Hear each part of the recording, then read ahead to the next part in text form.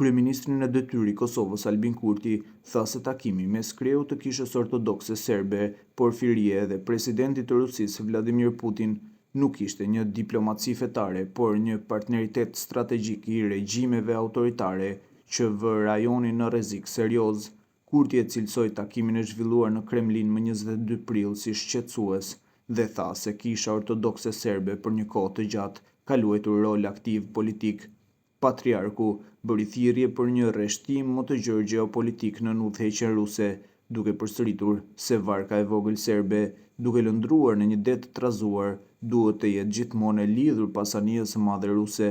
Ai po ashtu sugjeroi se qëndrimi i Serbisë ndaj fqinjëve të saj, Kosovës, Bosnjë-Hercegovinës dhe Malit të Zi, varet nga pozita globale e Rusisë, shkroi Kurti në rrjetin social X. Kurti tha se deklarata e bërë nga Porfirie për rreshtimin gjeopolitik u bën para se presidenti serb Aleksandar Vučić të vizitojë Moskën.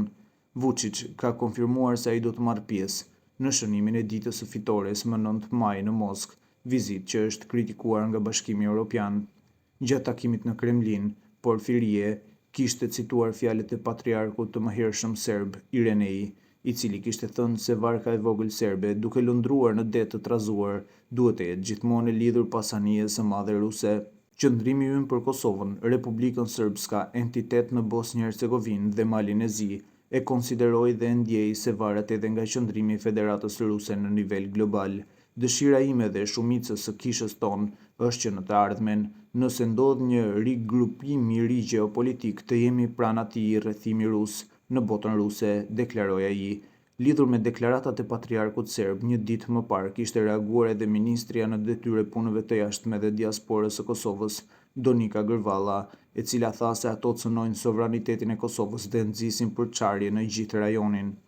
Edhe nga Mali i Zi kanë reaguar për komentet e bëra nga kreu i Kishës Ortodokse Serbe gjatë takimit në Kremlin me Putinin, duke i cilësuar si të papërshtatshme dhe të papranueshme.